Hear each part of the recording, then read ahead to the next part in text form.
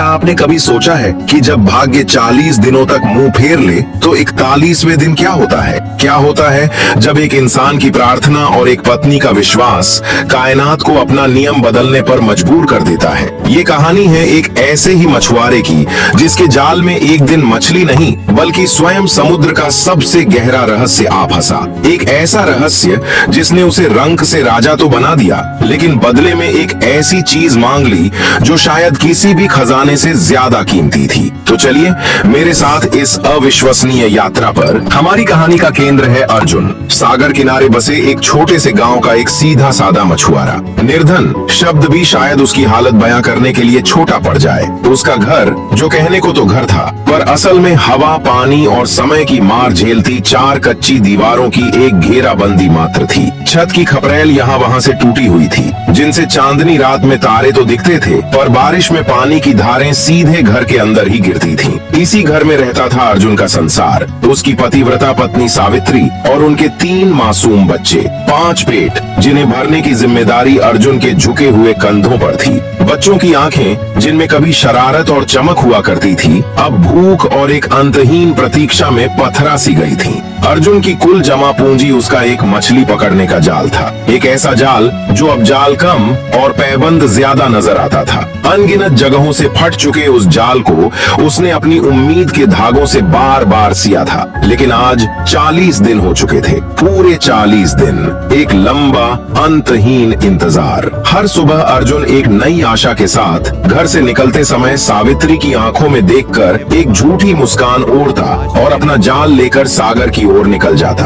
और हर शाम जब सूरज अपनी लाली समेटकर क्षितिज में डूब रहा होता, अर्जुन का दिल भी उसी के साथ डूब जाता। वो खाली जाल और उससे भी ज्यादा खाली मन लेकर घर लौटता। आज घर में स्थिति बर्दाश्त से बाहर हो चुकी थी। चूल्हा कई दिनों से ठंडा पड़ा था, जैसे उसने भी हार मान ली हो। बच्चे भूख से बिलख रहे थे, उनकी आवाज में अब वो जोर भी नहीं बचा था। कुछ ही दिन पहले जन्मे सबसे छोटे पुत्र की रोने की आवाज तो लगभग एक फुसफुसाहट में बदल गई थी। प्रसव की पीड़ा और कई दिनों के फाके ने सावित्री को शारीरिक और मानसिक रूप से तोड़ कर रख दिया था। उसने अपने कांपते हुए हाथों से पति का हाथ थामा, उसकी आंखों में झांका जहां एक हारा हुआ समंदर तैर रहा था। एक क्षीण आवाज में वो बोली, स्वामी, अब ये दुख सहा नहीं जाता। इन बच्चों के सूखे हुए मुरझाए चेहरे अब मुझसे और नहीं देखे जाते। मेरा शरीर भी अब मेरा साथ छोड़ रहा है। भगवान के लिए आज कुछ कीजिए, कहीं से बस एक मुट्ठी अनाज ही ले आइए ताकि इन मासूमों के पेट में अन्न का एक दाना तो जाए। सावित्री का हर शब्द अर्जुन के हृदय में एक भाले की तरह चुभ रहा था। वो अपनी बेबसी और लाचारी पर अंदर ही अंदर चीख उठा। वो क्या करता, कहाँ जाता? उसने अपने कंधे पर अपना वही पुराना मनहूस जाल उठाया, अपनी पत्नी को एक खोखला आश्वासन दिया, तुम चिंता मत करो, आज भगवान हमारी जरूर सुनेगा। और भारी कदमों से उस सागर की ओर चल पड़ा जो 40 दिनों से उसकी हर प्रार्थना, हर मिन्नत को अनसुना कर रहा था। अर्जुन निकल तो पड़ा था, लेकिन क्या आज सागर उस पर कृपा करने वाला था या उसकी निराशा को और भी गहरा करने वाला था? कमेंट में अपनी राय जरूर दे और आप किस शहर या गांव से हमारा वीडियो देख रहे वो जरूर बताएं। अर्जुन सागर के तट पर खड़ा था। सुबह से दोपहर हो चुकी थी। उसका शरीर पसीने में तरबतर था और चमड़ी धूप में जलकर काली पड़ गई थी। उसने कई बार अपनी जगह बदली, हर दिशा में पूरी ताकत से जाल फेंका, हर उस देवी देवता को याद किया जिसका नाम उसे पता था, लेकिन हर बार नतीजा वही। जाल में सड़ी गली समुद्री घास, घोंघे और टूटी फूटी सीपियों के सिवा कुछ नहीं आता। और ये लगातार हो रहा था, जैसे भगवान उसकी परीक्षा ले रहा हो। उसका धैर्य अब जवाब दे रहा था। उसके मन में एक भयानक विचार कौन था, क्यों न इस मनहूस जाल को यही सागर की गहराइयों में फेंक दूं और खुद भी इन लहरों में समा जाऊं। इस अपमान और विफलता की जिंदगी से तो मौत भली। लेकिन तभी जैसे ही उसने ये सोचा, उसकी आंखों के सामने घर का दृश्य घूम गया। इंतजार करती सावित्री का विश्वास से भरा चेहरा और अपने 3 भूखे बच्चों की मासूम सवाल पूछती आंखें। नहीं, उसने खुद को झिंझोड़ा, मैं इतनी आसानी से हार नहीं मान सकता। मेरे बाद इनका क्या होगा? उसने एक गहरी सांस ली, अपनी सारी बची खुची ताकत को समेटा।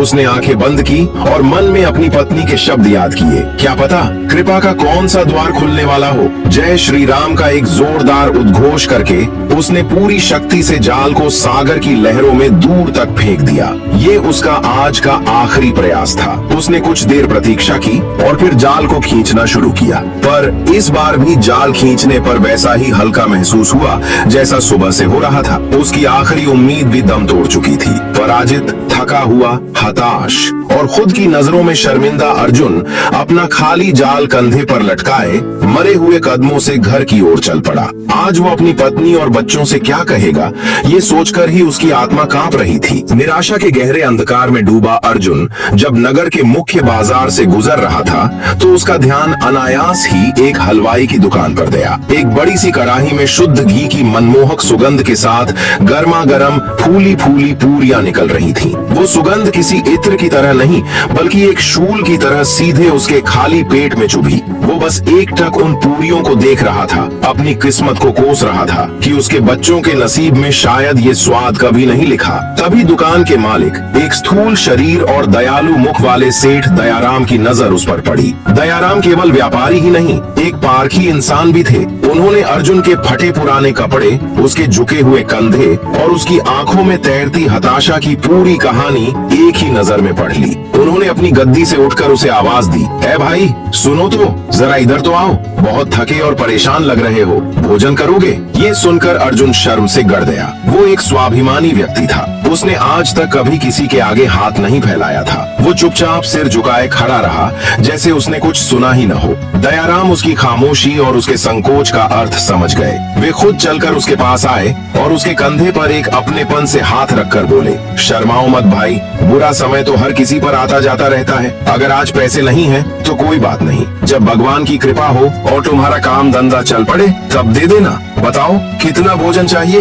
दयाराम की आवाज में इतनी करुणा और अपनापन था कि अर्जुन के सब्र का बांध टूट गया। उसकी आंखों से आंसू झरझर बह निकले। उसने कांपती आवाज में अपनी पूरी व्यथा, अपनी 40 दिन की नाकामी की कहानी कह सुनाई। उसने अपना जाल आगे करते हुए कहा, सेठ जी आप मुझे भोजन दे दीजिए और बदले में मेरा ये जाल गिरवी रख लीजिए, यही मेरी एकमात्र संपत्ति है। दयाराम ने तुरंत उसके हाथ से जाल वापस लेते हुए मना कर दिया, नहीं भाई, ये तुम्हारी रोजी रोटी है, तुम्हारा हथियार है, इसे गिरवी रखकर मैं पाप का भागी नहीं बनूंगा, और भूखे को अन्न खिलाना वही सबसे बड़ा पुण्य है। ये कहकर उन्होंने न केवल उसे पेट भरकर पूरियां और सब्जी खिलाई बल्कि पत्तों के एक दोने में उसके परिवार के लिए भी पर्याप्त भोजन बांध दिया। इतना ही नहीं, उन्होंने अपनी तिजोरी से 10 चांदी की मुद्राएं निकालकर उसके हाथ में रखते हुए कहा, ये बच्चों के लिए दूध फल ले जाना। उन्होंने कहा, और सुनो, जब तक तुम्हारे दिन नहीं सुधरते रोज शाम को यहीं आकर अपना और अपने परिवार का हिस्सा ले जाना, संकोच मत करना। अर्जुन ने अपने उसूल तोड़े थे लेकिन परिवार का पेट पालने के लिए ये काम भी उसे करना पड़ा। आपको क्या लगता है, ईश्वर अर्जुन की ये परिस्थिति बदलेगा या फिर अर्जुन खाली जाल के साथ अपने घर जाएगा? कमेंट में जरूर अपनी राय दें। अब यह एक नया क्रम बन गया। हर सुबह अर्जुन नई उम्मीद से सागर पर जाता और हर शाम खाली हाथ, शर्मिंदगी और कृतज्ञता के मिले जुले भाव से सिर झुकाए दयाराम की दुकान पर पहुंचता।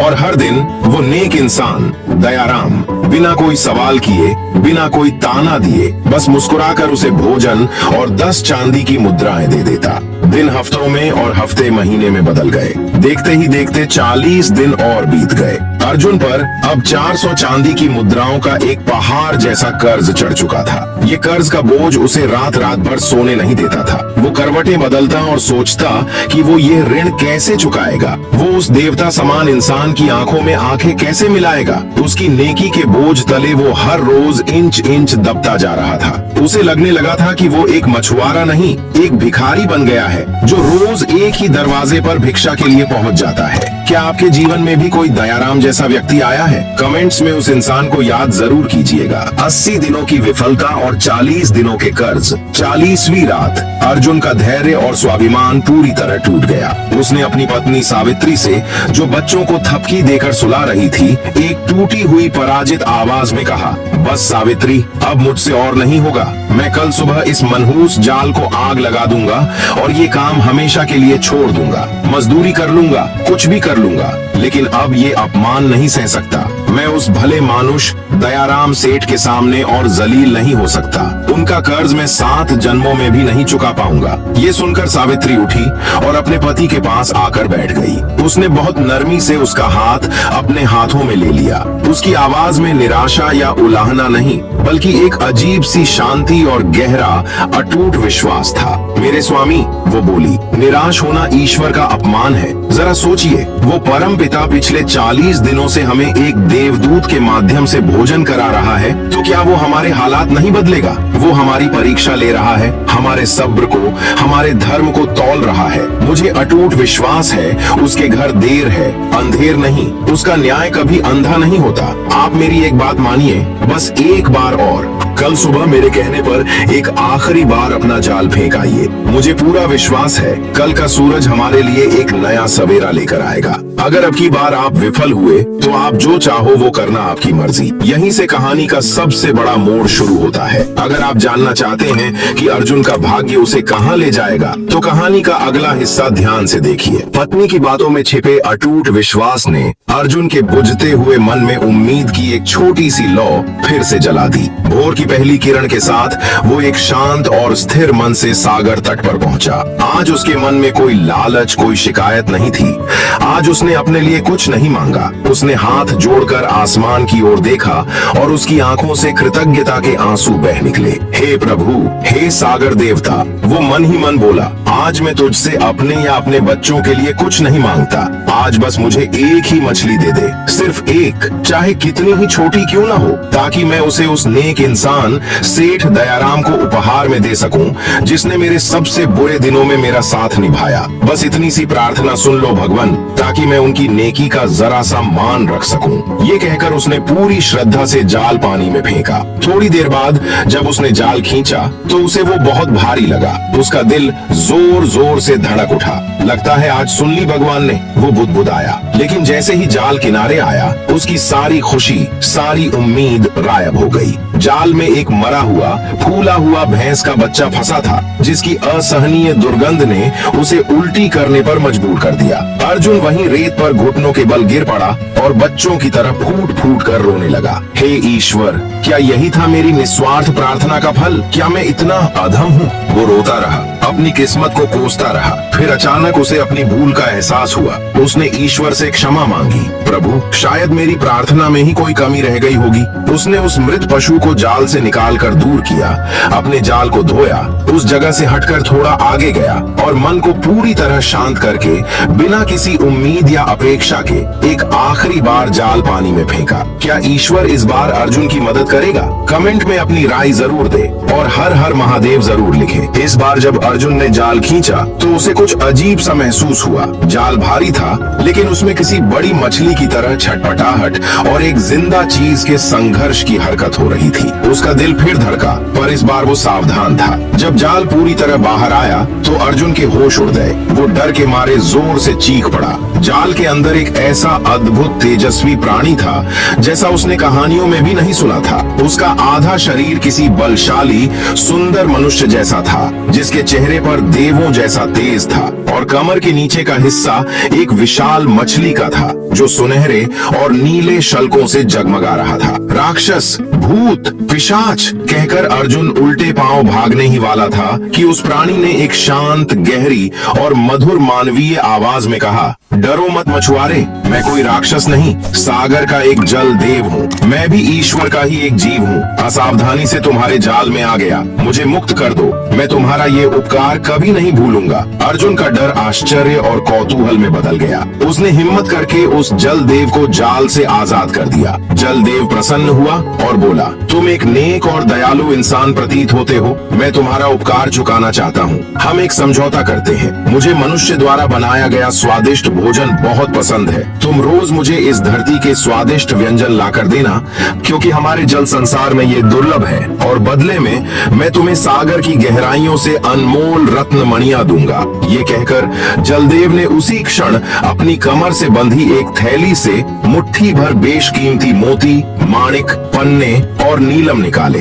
और अर्जुन की फटी हुई झोली में डाल दिए। वे रत्न सूरज की रोशनी में ऐसे चमके कि अर्जुन की आंखें चौंधिया गईं। ये आज का उपहार है मित्र, कल फिर यही मिलना। इतना कहकर जलदेव लहरों में समा गया। अर्जुन के जीवन की असली कहानी अभी आगे शुरू होने वाली है, लेकिन अर्जुन का जीवन इतना सरल नहीं था। अभी उसके लिए आगे चुनौतियों का पहाड़ खड़ा था। तो बने रहिए हमारे साथ। अर्जुन को अपनी आंखों पर विश्वास नहीं हो रहा था। वो उन जगमगाते रत्नों को लेकर ऐसे दौड़ा जैसे उसके पैरों में पंख लग गए हों। वो सीधा दयाराम की दुकान पर पहुंचा। दयाराम ने हमेशा की तरह मुस्कुराकर उसका स्वागत किया। आओ अर्जुन, आज बहुत प्रसन्न लग रहे हो। लेकिन इससे पहले कि वो कुछ और कहता, अर्जुन ने अपनी झोली खोली और मुट्ठी भर रत्न उसकी मेज पर उंडेल दिए। मेरे भाई, मेरे देवता, उसने रोते हुए कहा, ये आपका 400 मुद्राओं का ऋण है। हालांकि आपकी नेकी का मोल ये पत्थर कभी नहीं चुका सकते। दयाराम और दुकान पर खड़े लोग उन अद्भुत रत्नों की चमक और आकार देखकर दंग रह गए। लेकिन ये असाधारण दौलत शहर के सबसे बड़े और लालची जौहरी अमृतलाल की नजरों से न बच सकी, जो संयोग से वहीं खड़ा था। जलन और लालच में उसकी आंखें अंधी हो गईं। उसने तुरंत शोर मचा दिया, पकड़ो, पकड़ो इस चोर को, ये वही रत्न है। इसने जरूर 2 दिन पहले गुम हुआ महारानी का हार चुराया है। देखते ही देखते बात फैल गई। सिपाही आ गए और बिना कुछ सुने अर्जुन को पकड़कर घसीटते हुए महाराज के दरबार में ले गए। महाराज के दरबार में जौहरी अमृतलाल ने नमक मिर्च लगाकर अर्जुन पर चोरी का झूठा आरोप मर दिया। महाराज ने जब उन अद्भुत और दैवीय रत्नों को देखा तो वे भी चकित रह गए। उन्होंने तुरंत उन रत्नों को अंतःपुर में महारानी के पास पहचान के लिए भेजा। थोड़ी देर में संदेश वाहक लौटा। महारानी ने कहलवाया था, महाराज, ये मेरे रत्न नहीं है, ये तो मेरे समस्त आभूषणों से भी कहीं अधिक शुद्ध, बड़े और कीमती है। जिसके पास ये दैवीय संपत्ति है वो कोई साधारण व्यक्ति नहीं हो सकता। उसे सम्मान दें, अपमान नहीं। ये सुनकर महाराज को अपनी गलती का एहसास हुआ। उन्होंने जौहरी अमृतलाल को झूठा आरोप लगाने के लिए कड़ी फटकार लगाई और उसे कारागार में डालने का आदेश दिया। फिर उन्होंने अर्जुन को सम्मान के साथ आजाद करने का आदेश दिया। उन्होंने स्नेह से पूछा, हे युवक, अब सच सच बताओ, ये अलौकिक संपत्ति तुम्हारे पास कहाँ से आई? तुम्हें अभयदान दिया जाता है? अर्जुन ने बिना किसी भय के शुरू से लेकर अंत तक अपनी पूरी कहानी अक्षरशः सच सच कह सुनाई। उसने अपने 80 दिन के संघर्ष, दयाराम की नेकी, पत्नी के विश्वास और अंत में जलदेव से हुई भेंट के बारे में सब कुछ बता दिया। महाराज अर्जुन की सच्चाई, उसके धैर्य, अपनी पत्नी के प्रति उसकी निष्ठा और सबसे बढ़कर अमीर होते ही सबसे पहले अपने मित्र दयाराम का ऋण चुकाने की उसकी कृतज्ञता से अत्यंत प्रभावित हुए। अर्जुन, महाराज ने एक गंभीर और निर्णयपूर्ण स्वर में कहा, तुम केवल एक मछुआरे नहीं, एक महान और गुणी इंसान हो,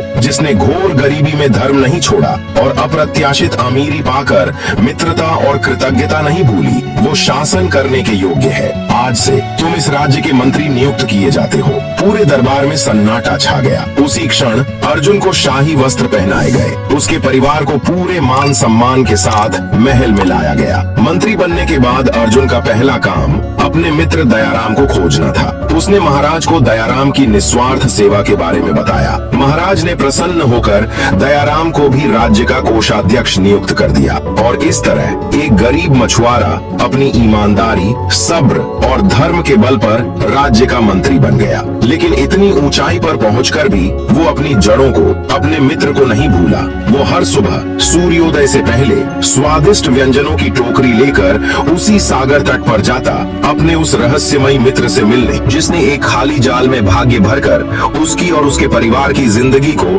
हमेशा के लिए बदल दिया था। अर्जुन की ये कहानी हमें सिखाती है कि परिस्थिति चाहे कितनी ही विपरीत क्यों न हो, हमें हमारा कर्म करते रहना चाहिए बिना डरे। परमेश्वर हर वक्त हमें देख रहा है, वो मेहनत का फल अवश्य देता है। अगर आपको अर्जुन की तरह ईश्वर के न्याय में विश्वास है तो इस वीडियो को लाइक करके हमें बताएं और ऐसी ही कहानियों के लिए हमारे चैनल को सब्सक्राइब करना न भूलें।